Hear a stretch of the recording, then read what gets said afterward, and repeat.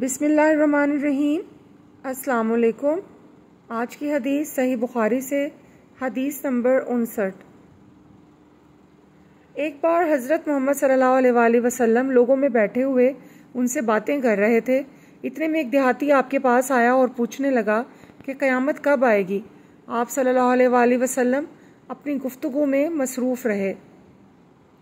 بعض لوگ جو مجلس میں تھے کہنے لگے کہ آپ صلی اللہ علیہ وآلہ وسلم نے دیہاتی کی بات سنی لیکن پسند نہیں کی، اور بعض کہنے لگے کہ نہیں، بلکہ آپ نے اس کی بات سنی ہی نہیں۔